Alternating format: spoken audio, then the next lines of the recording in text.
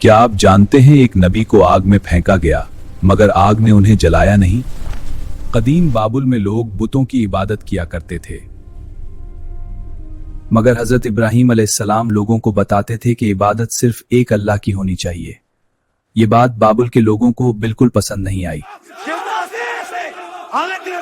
एक दिन बुतों को तोड़ दिया गया और लोग हैरान रह गए। लोगों ने इल्जाम हजरत इब्राहीम अलैहिस्सलाम पर लगा दिया। ये बात बादशाह नमरूद तक पहुंच गई। हजरत इब्राहीम अलैहिस्सलाम को बादशाह के सामने पेश किया गया। इब्राहिम को सख्त सजा दो। नमरूद ने हुक्म दिया कि इब्राहीम को सख्त सजा दी जाए। फौरन पकड़ो। लोगों ने एक बहुत बड़ी आग जलाने की तैयारी शुरू कर दी।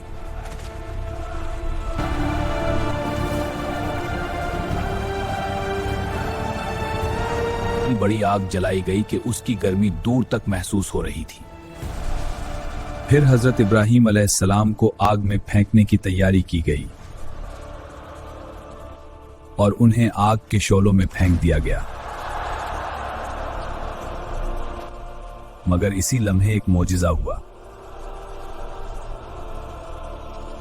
अल्लाह के हुक्म से आग ठंडी और सलामती वाली हो गई।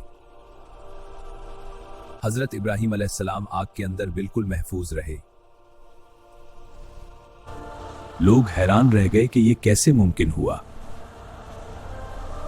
यह अल्लाह की कुदरत का एक अजीम मोजिज़ा था। लेकिन बहुत से लोग फिर भी सच को कबूल न कर सके। हजरत इब्राहीम अलैहिस्सलाम अल्लाह के पैगाम को फैलाने में मसरूफ रहे। वाक़या हमें सिखाता है कि अल्लाह पर यकीन रखने वाला कभी अकेला नहीं होता। अगर आप ऐसी मजीद दिलचस्प इस्लामी कहानियां देखना चाहते हैं तो हमारे चैनल को सब्सक्राइब करें, वीडियो को लाइक करें और बेल आइकन पर जरूर क्लिक करें।